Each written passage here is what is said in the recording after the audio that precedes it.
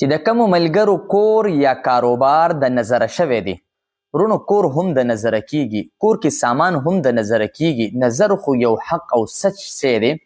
مشکات شریف حدیث مبارک ته پیغمبر علیه الصلاۃ والسلام فرمایي چې النظر حق، نظر حق او سچ دی. او نظر دومره خطرناک شی دی چې جادو، سحر، تعویزات دا به تا په مزه کمزوری کوي.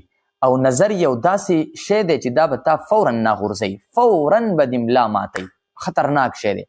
نو که ستاسو کور یا ستاسو د کور سامان یا ستاسو کاروبار، ستاسو دکان، د دکان سامان، د تجارت سامان دا د نظره شوی دی، نو داسې یو لاجواب وظیفه مې ستاسو دپاره سپیشل راوړه، نه مې ده ورکړي. زما پیج وګورئ، ټیک ټاک وګورئ، دا وظیفه ما اوسه پورې نه ده ورکړي.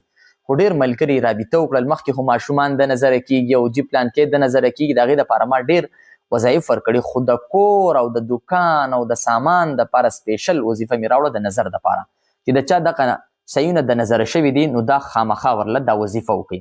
اجازت در کوم ورونو، اجازت لازمي وي په دې کې، په دې شیونو کې اجازت لازمي وي. بغیر اجازت یې چې کې دا رجعت کوي تا خرابوي. نو اجازت په هغه یارانو دوستانو ته ورکوم چې دا نورو مسلمانانو ته، نورو یارانو ته، نورو دوستانو ته، نورو مسلمانانو ته دا مخکې فارورډ کړي او د الله او د رسول الله زمانه د الله او د رسول الله مبارک ښایسته نوم په کمنټس کې ولیکي. تاسو ته مکمل اجازت شو. بیا د خپل کور، خپل دکان، خپل د کور سامان، خپل مالی تجارت په خپله باندې دم کوي. دم طریقه درته ښیم. څه به کوئ تاسو؟ که هر څه تاسو شرایط پوره کړي، تاسو اجازت شو. اوس راځئ طریقه درته ښیم.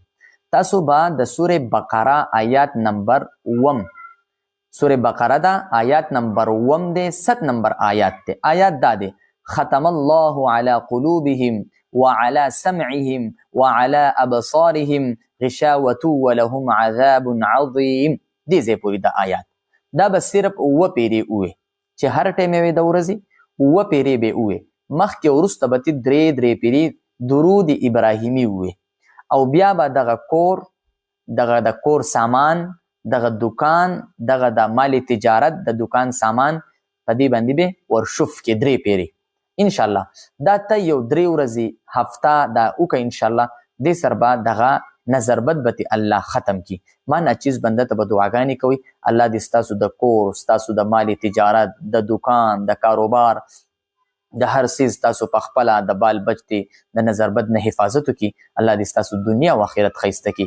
الله دې ستاسو د دنیا او د آخرت د خیرخواهو نه مالامال کی.